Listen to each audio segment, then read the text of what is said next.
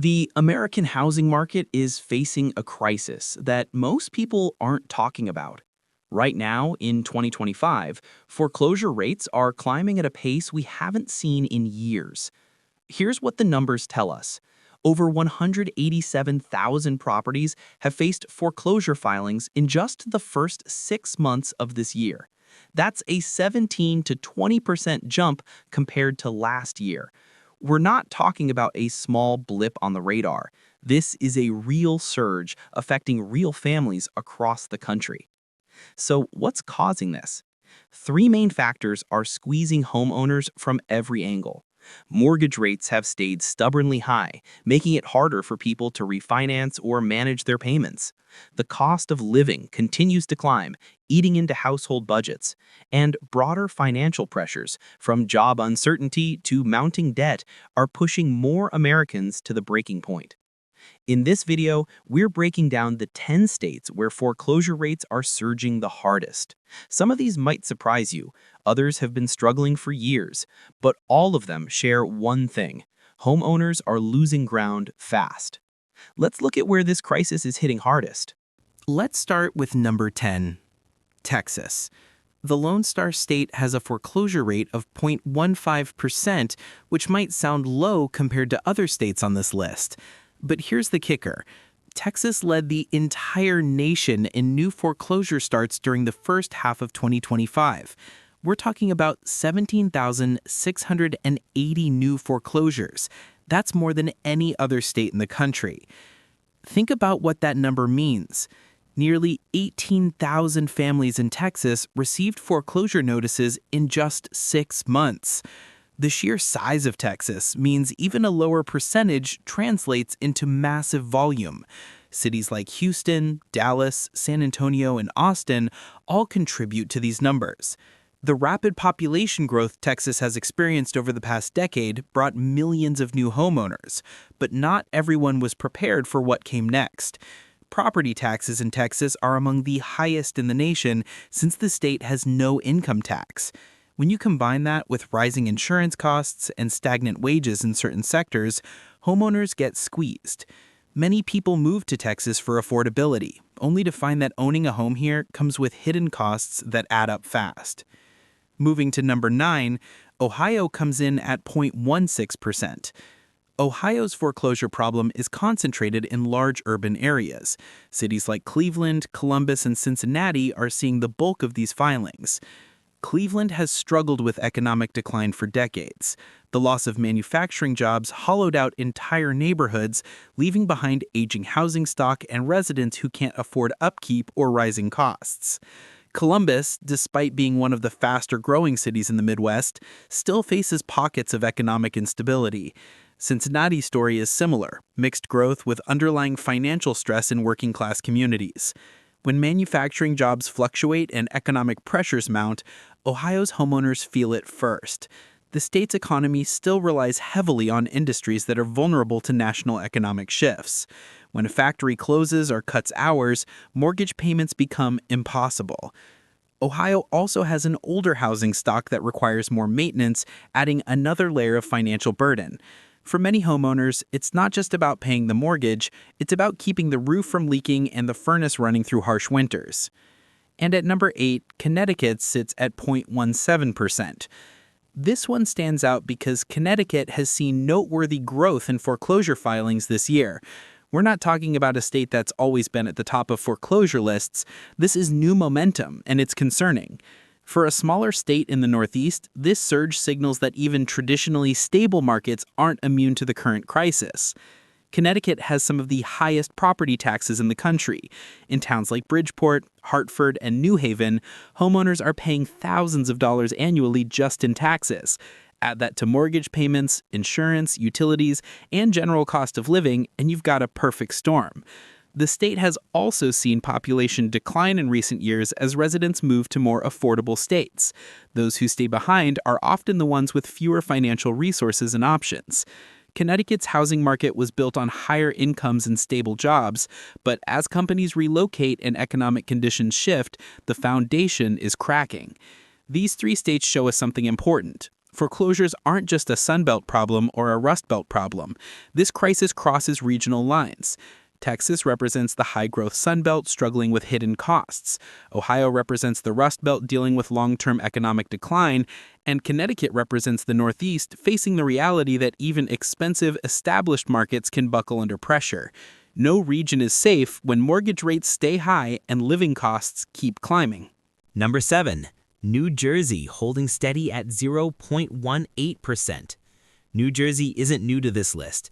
The state has consistently ranked high in foreclosure filings year after year.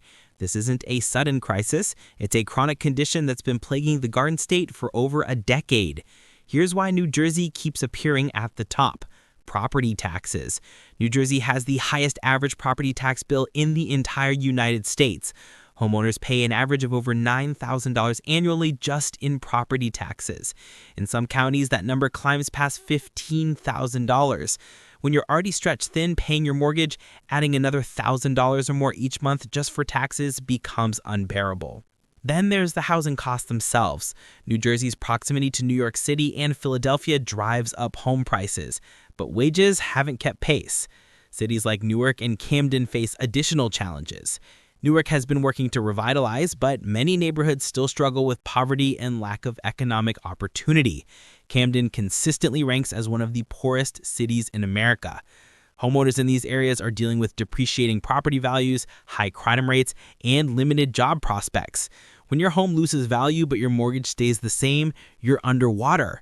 When local jobs disappear, you can't make payments. New Jersey also has a lengthy and expensive foreclosure process.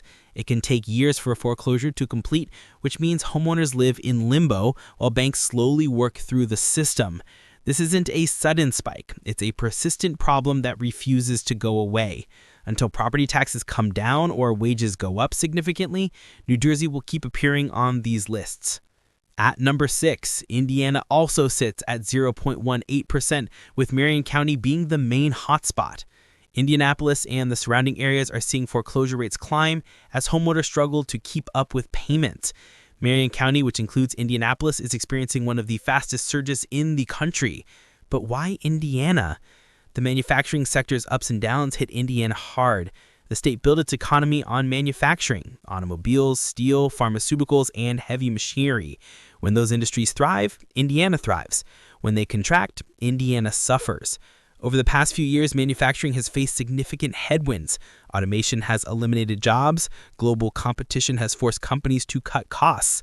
Supply chain disruptions during and after the pandemic left many workers with reduced hours or layoffs. When jobs become unstable, mortgages are unpaid. It's that simple. Indianapolis has seen growth in other sectors like healthcare and technology, but those jobs don't always go to the same workers who lost manufacturing positions. There's a skills gap, and retraining takes time and money that struggling homeowners don't have. Medical bills, car repairs, or a few missed paychecks can spiral into foreclosure fast. Marion County's urban core also faces challenges with aging infrastructure and neighborhoods that haven't recovered from previous economic downturns. The foreclosures happening now are layered on top of existing vulnerabilities. And number 5, South Carolina at 0.20%. Columbia metro area has the highest foreclosure rate in the state at 0.28%. That's nearly 1 in every 357 homes facing foreclosure. Let that sink in. Walk down a street with 357 homes, and statistically, one of them is in foreclosure proceedings right now.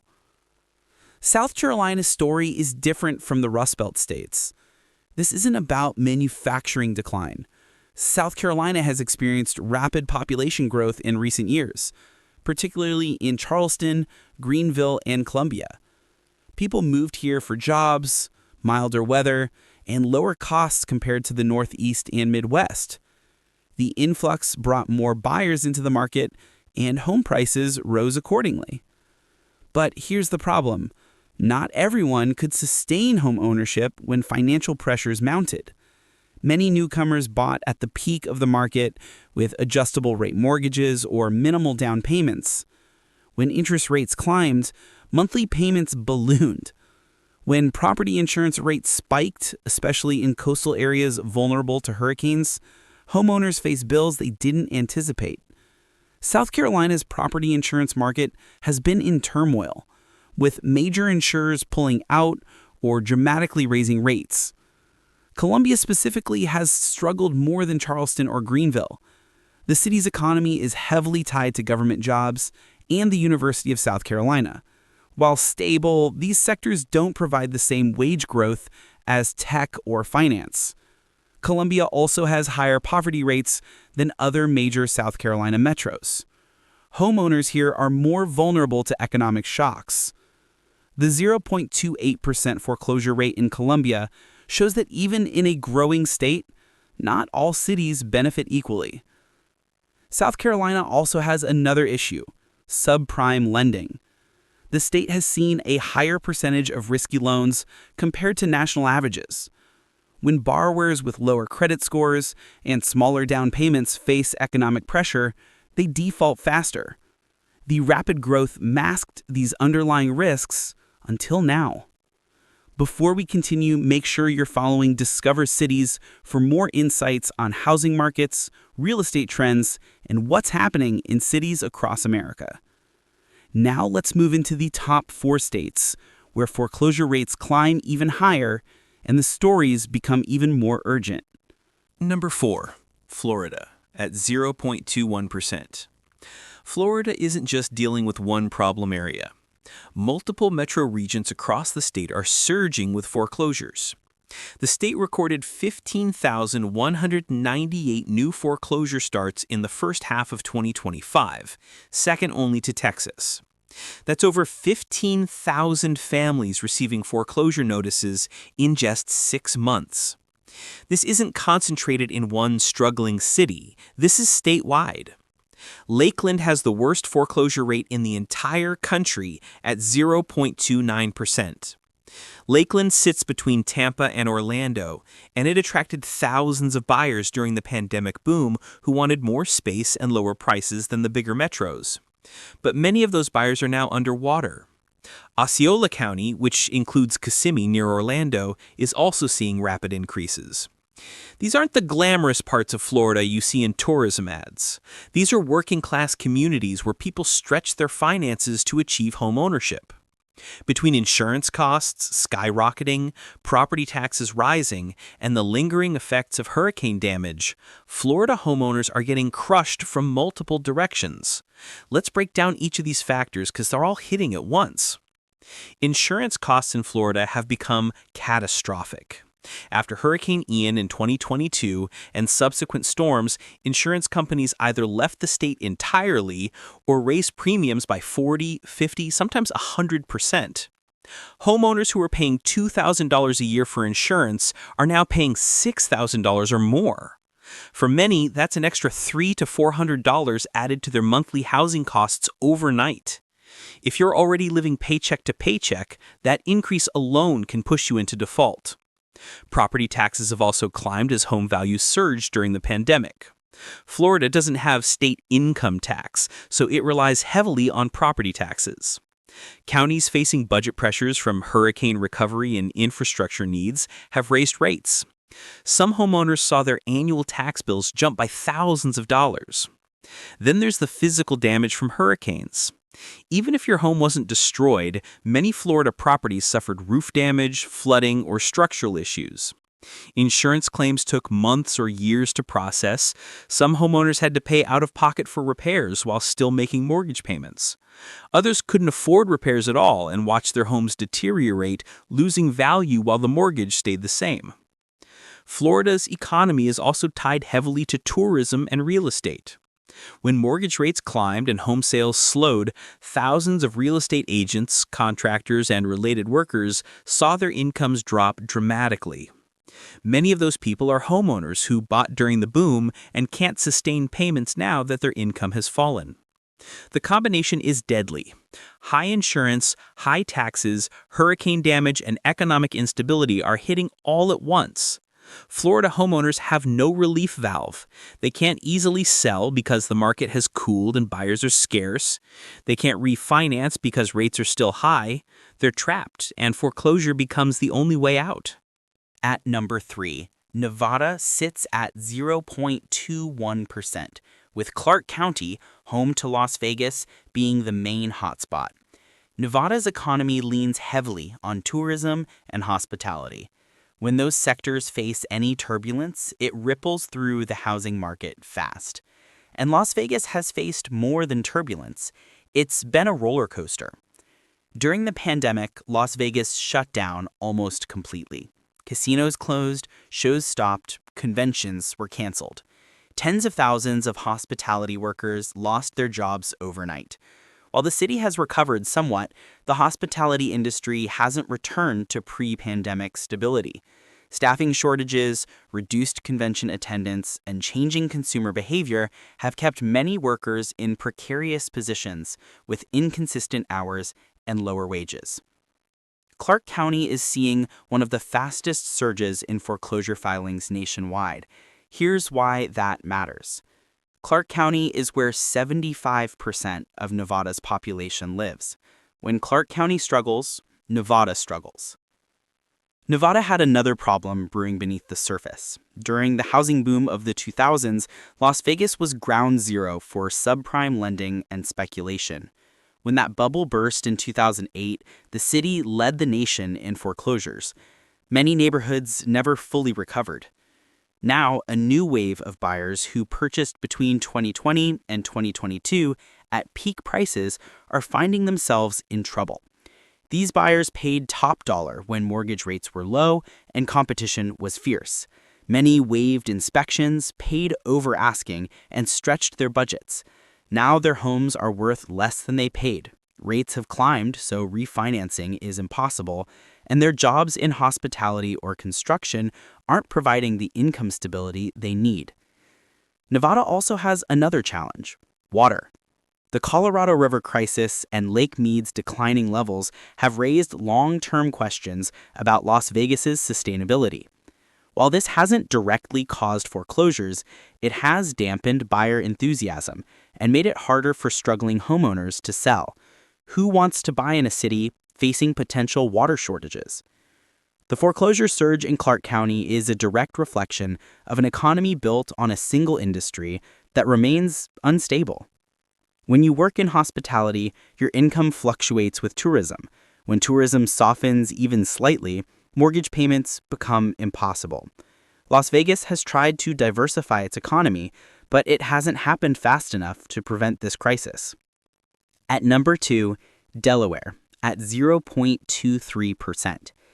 This small state consistently holds a top spot on foreclosure lists. With a limited housing market and economic vulnerability, Delaware punches well above its weight when it comes to foreclosures.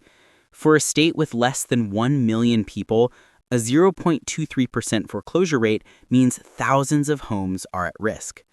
Delaware's economy is concentrated in a few key areas: finance and banking in Wilmington, agriculture in the southern counties, and beach tourism along the coast. When any of these sectors faces pressure, the entire state feels it. Wilmington, the largest city, has struggled with poverty and crime for years. The city has lost population as residents move to neighboring Pennsylvania or Maryland for better opportunities. Southern Delaware, particularly Sussex County, experienced a housing boom as retirees and remote workers moved to beach communities like Rehoboth and Lois. But many buyers overextended themselves purchasing vacation homes or investment properties. When rental income didn't materialize or property costs exceeded expectations, foreclosures followed. Delaware also has a relatively older population, with many residents on fixed incomes. When property taxes, insurance, and maintenance costs rise, retirees on Social Security can't keep up. They're forced to choose between medication, food, or mortgage payments. For many, foreclosure becomes inevitable. The state's small size means there's less economic diversity and fewer options for struggling homeowners. If you lose your job in Delaware, you might find another one, but it could require relocating to another state. The housing market is also less liquid. There are fewer buyers, so selling quickly is difficult. Delaware's consistent presence at the top of foreclosure lists shows this isn't a temporary problem. It's structural. Until the state can diversify its economy, attract higher-paying jobs, and address affordability issues, foreclosures will continue. Number 1, Illinois at 0.23%, tied with Delaware, but claiming the top spot due to sheer volume. Illinois recorded 7,922 new foreclosure starts in the first half of 2025. While Delaware shares the same percentage rate, Illinois' larger population means nearly 8,000 families received foreclosure notices in just 6 months. The Chicago metro area is among the worst hit in the nation with a foreclosure rate of 0.26%. Cook County, which includes Chicago, is experiencing one of the fastest surges in the country. High property taxes are crushing Illinois homeowners. The state has the second highest property tax burden in the nation. In Cook County, homeowners pay an average effective rate of over 2% of their home's value annually. A $300,000 home means $6,000 or more just in property taxes every year. Add that to mortgage, insurance, and utilities, and housing costs can consume half of household income or more. What makes it worse is what residents aren't getting for those taxes. Chicago and surrounding communities deal with failing infrastructure, underfunded schools, and rising crime in certain neighborhoods. Residents pay premium taxes for substandard services. Economic stagnation in certain neighborhoods has compounded the problem. Chicago's South Side and West Side have struggled for decades with disinvestment and job losses. These predominantly Black and Latino communities saw homeownership as a path to building wealth. Instead, many families are watching that wealth disappear. Property values have fallen or stagnated while taxes and costs have risen. Homeowners owe more than their homes are worth, with no way to sell and no way to refinance. Job losses are hitting multiple sectors. Chicago's manufacturing base has largely disappeared, replaced by service economy jobs that pay less. The pandemic's shift to remote work emptied downtown office buildings and devastated businesses that relied on office workers. Thousands of service workers lost jobs or saw hours cut. Many were homeowners in south and west suburbs who commuted to the city. Illinois also faces a massive pension crisis. The state has one of the worst-funded pension systems in America, with unfunded liabilities exceeding $140 billion. To address this, the state keeps raising taxes. Residents who can afford to leave have already left. Illinois has lost population for nearly a decade. Those who remain often can't afford to leave. They're stuck in homes they can't sell, paying taxes they can't afford, in communities that are declining. But Chicago isn't alone. Let's look at the metro areas getting hit hardest nationwide. Lakeland, Florida tops the list at 0.29%. That's roughly 1 in every 345 homes. Lakeland's location between Tampa and Orlando made it attractive during the housing boom, but insurance costs have quadrupled in some cases. Property taxes have climbed. Hurricane damage left many homes needing costly repairs. The jobs available, largely retail, warehouse, and service positions, don't pay enough to cover these costs. Columbia, South Carolina follows at 0.28%. Columbia's economy revolves around state government and the University of South Carolina. While stable, these sectors don't provide high wage growth. The city also has significant poverty.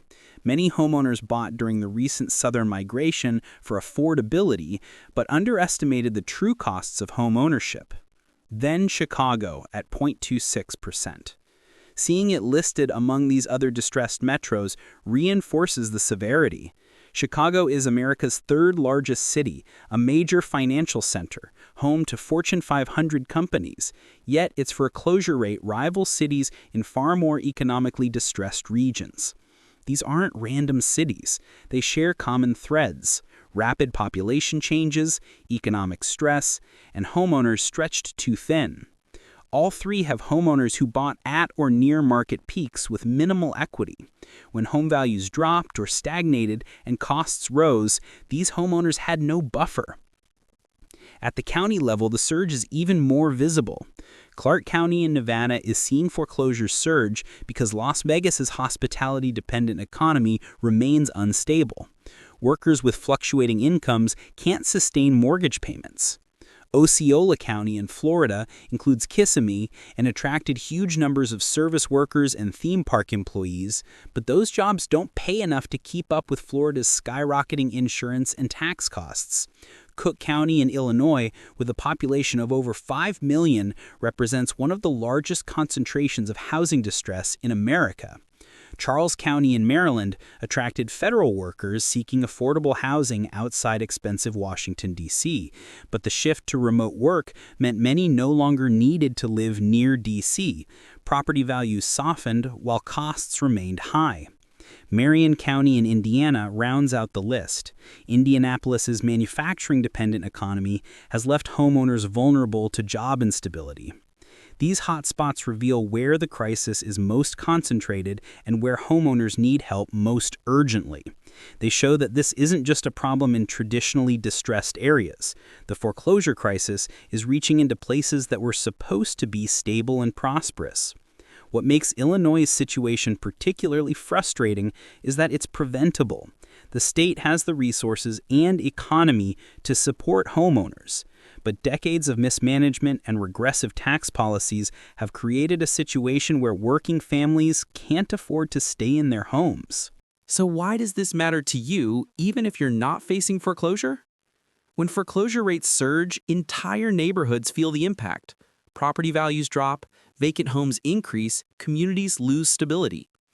If you're a homeowner, this affects your equity. If you're looking to buy, foreclosed properties can offer opportunities, but they also signal market instability. For renters, rising foreclosures often mean more uncertainty. Landlords facing foreclosure can displace tenants with little warning. The ripple effects touch everyone in the housing market. Looking ahead, experts aren't predicting relief anytime soon. Mortgage rates remain elevated, the cost of living shows no signs of dropping. Financial pressures on American families continue to mount.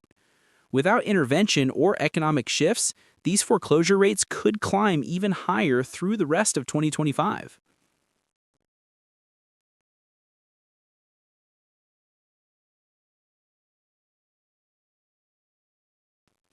What should you watch for? Keep an eye on your local market. If you're in one of these 10 states or hotspot metros, stay informed about programs that help struggling homeowners. Resources exist, but many people don't know they're available until it's too late. If this video helped you understand what's happening in the housing market, hit that subscribe button and follow Discover Cities for more real estate insights. Drop a comment below. What's the housing situation like where you live?